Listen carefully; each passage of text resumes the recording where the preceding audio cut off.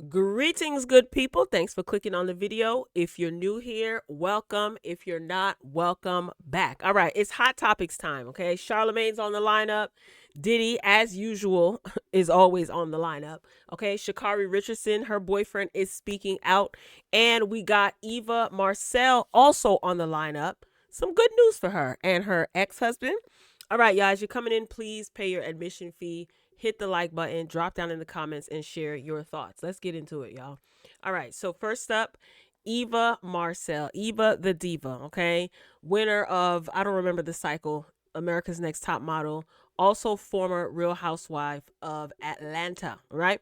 So she, 2 years ago, she divorced her husband, and it seems like they are getting back together. So they recently went to the Beyonce concert when Beyonce did her stint in Atlanta. So they were all cozy and cuddled up. They also attended Essence Fest together. Now they have kids together and they were a beautiful family, but for whatever reason, they decided to separate and get divorced. So it's been 2 years since their divorce and it seems like they are reconciling and getting back together. This is great news for her. I'm sure it's great news for Mike and even better news for the children. As long as the two can come to an agreement and create a safe, loving environment for the babies, I'm all for it. I'm all for reconciling. Now, I wonder if she will get remarried publicly, like have a ceremony, or just do something private, or just remain unmarried and just be together. Whatever they decide to do, again, as long as it is safe for the children. Okay. All right. Who's up next? Who is up next? Okay. So recently, Sha'Carri Richardson was arrested, right? For putting her hands on her boyfriend at an airport. He refused to press charges. He refused to be named as the victim. And he is speaking out in defense of his girlfriend. All right, let's take a look and a listen. Like to hear it? Here it go. You know what I'm saying? I feel like it was just a sucky situation all around. Like, I don't feel as if, like, she should have been arrested. You know what I'm saying? Like, I mean, you know, people have discussions and emotions and stuff like that. And she have, like, things that she need to work on for herself, of course. And so do I, so do you, like, everybody. And I'm the type of guy, like, I'm in the business of just, like, extending grace and mercy and love.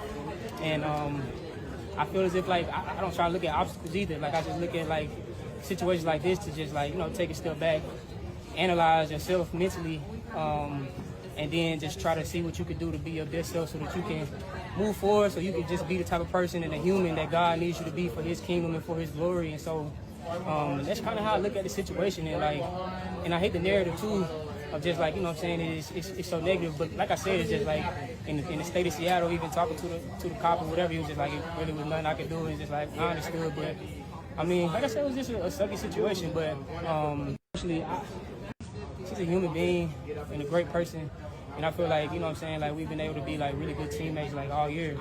And I hate that narrative too, because you know, us coming together, like, we're just two like real dominant personalities, and she's, to me, the best female athlete in the world. Like, I see it every day. And like, you know, for me in my process, like I just said, like, moving training groups, a whole new environment, a whole new, you know what I'm saying, training setup, different than what I've been in the past, like, you know, 10 years of my, you know, track and field career, and transitioning and then still coming back running 9.8 and feeling like I got so much more to give. You know what I'm saying? Like, that's my path, that's my journey, and like being so up close and personal with her every day.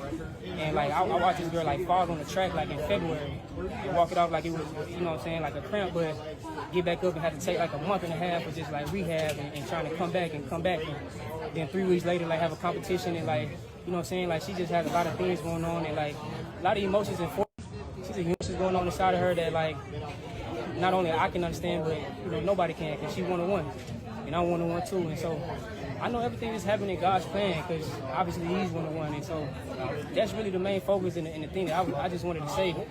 And I know that, like, it's been a tough journey for her this year, but she's going to bounce back. And like I said, I see it every day. She's the best female athlete in the world, and she's going to be just fine. She's going to be good, and I'm going to be good too. So it is what it is. What's going on? Well, good grief. Mouth almighty, tongue everlasting. He said a mouthful. I bet you the interviewer just asked him how was he doing, and he just let off. He talks a lot. But you know what? I have to say this. I like the fact that he is publicly defending her. Okay?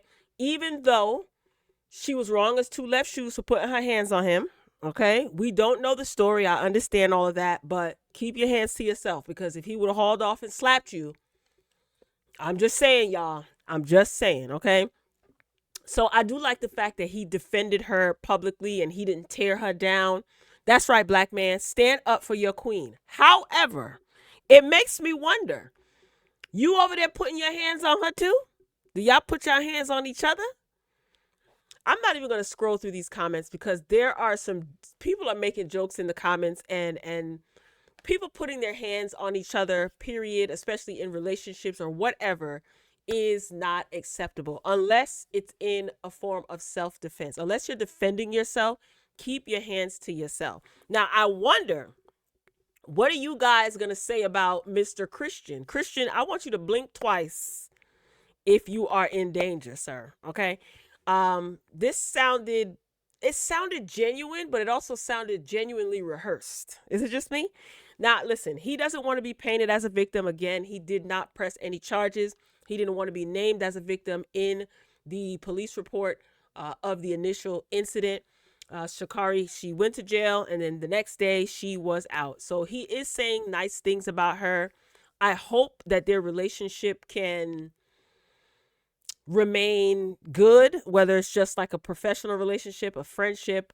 What I would say is, young man, everything is on the cool.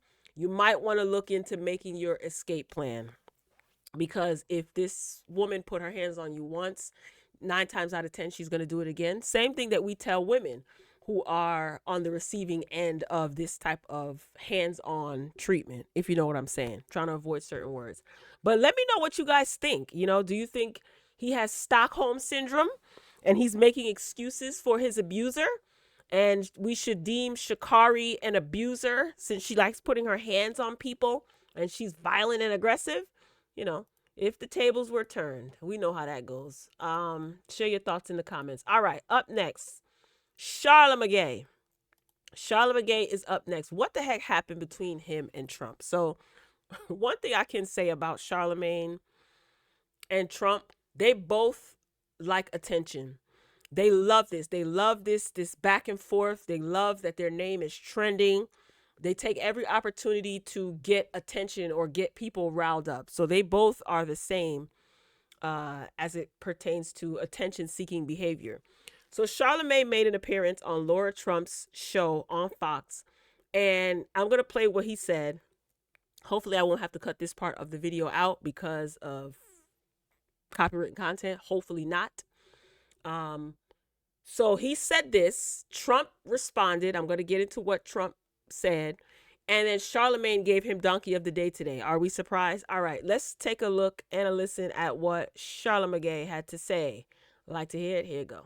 So conservatives are going to take the Republican Party back. I think there's a political coup going on right now in the Republican Party that people aren't paying attention to. Oh, interesting. Yeah, I think that this Epstein thing is going to be a way for traditional conservatives to take their party back. I really do. I think that they know this is the issue that has gotten the base riled up. The MAGA base isn't letting this issue go, and for the first time, they know they can, probably take their party back and not piss off the MAGA base. I think they're going to do that. Additional.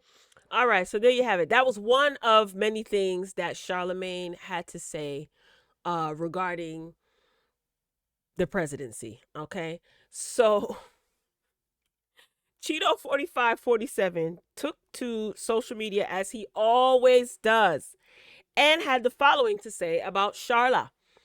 And his statement reads, "The very wonderful and talented Laura Trump, whose show is a big rating success, put racist sleazebag Charlemagne the God."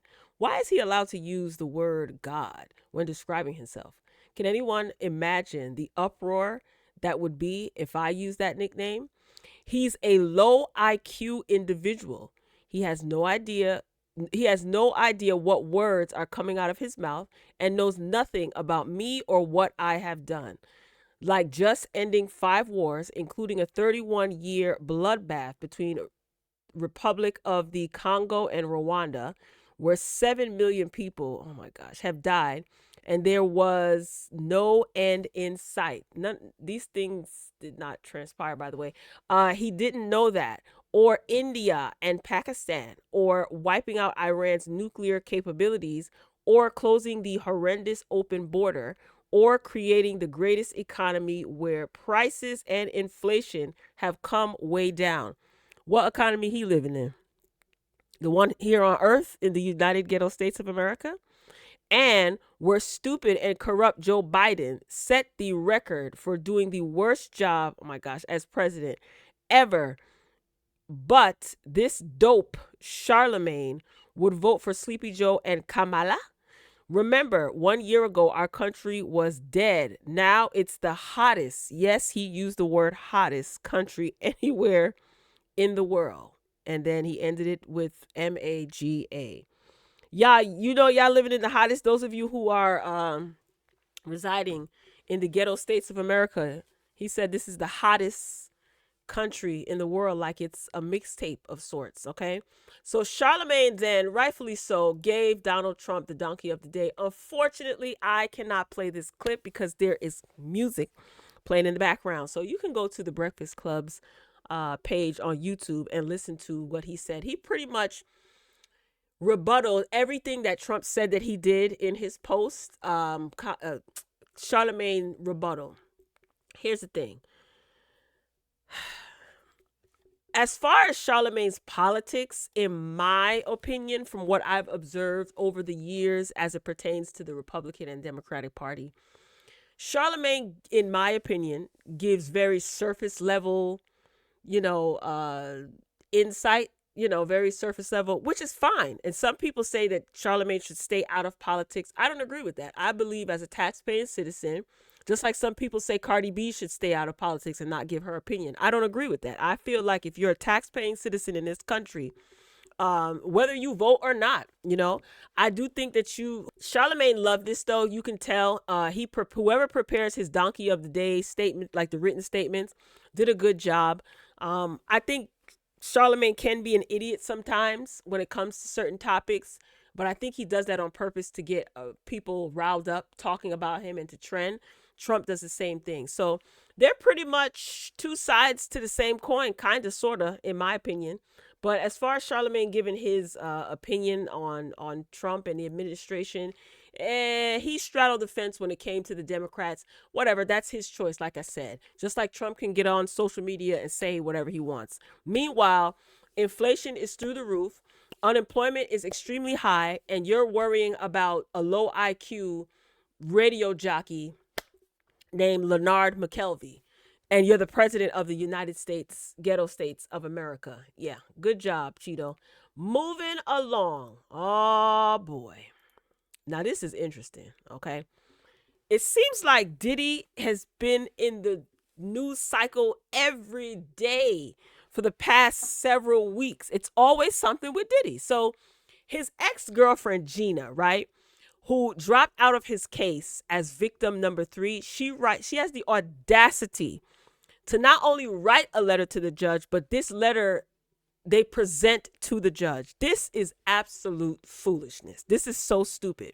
So an ex-girlfriend, CNN reports an ex-girlfriend of Sean Diddy Combs, who was supposed to testify against him in his criminal case, but mysteriously dropped out days before the trial began, has written a letter to the judge pushing for Combs' release on bail. You guys know that Diddy is fighting to be released on bail.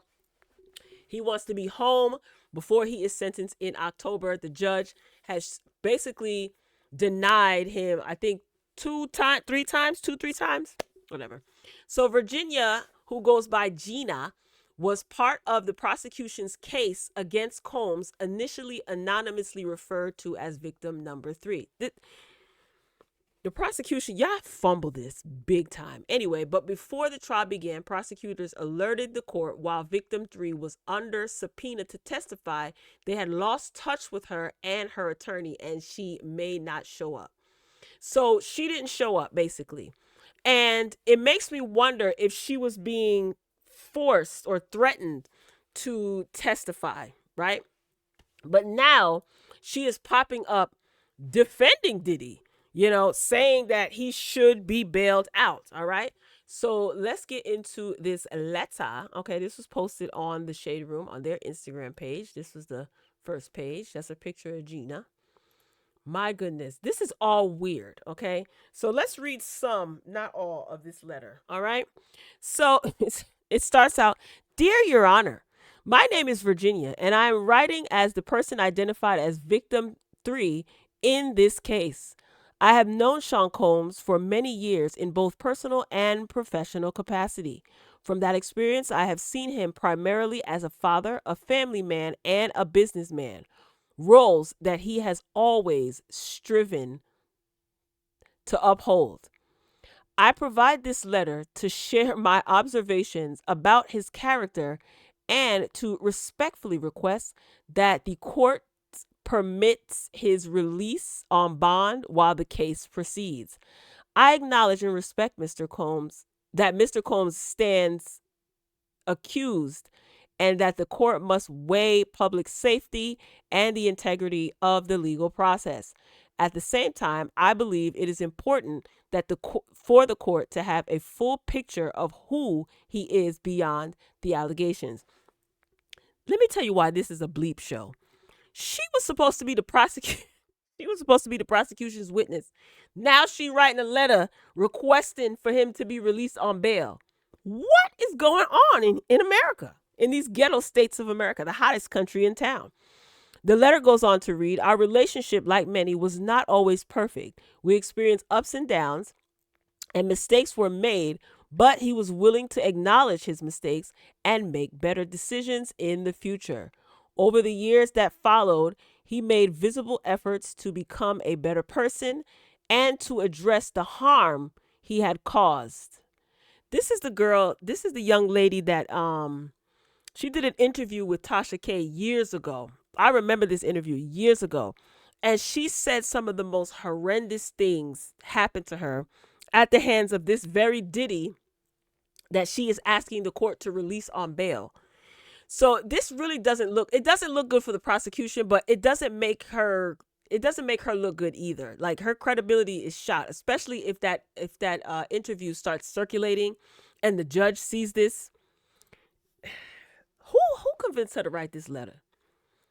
Maybe she was forced to write, so you never know. Anyway, it goes on. "By the time our relationship ended, he embodied an energy of love, patience, and gentleness that was markedly different from his past behavior. To my knowledge, he has not been violent for many years, and he has been committed to being a father first. I am writing because I do not view Mr. Combs as a danger to me or to the community.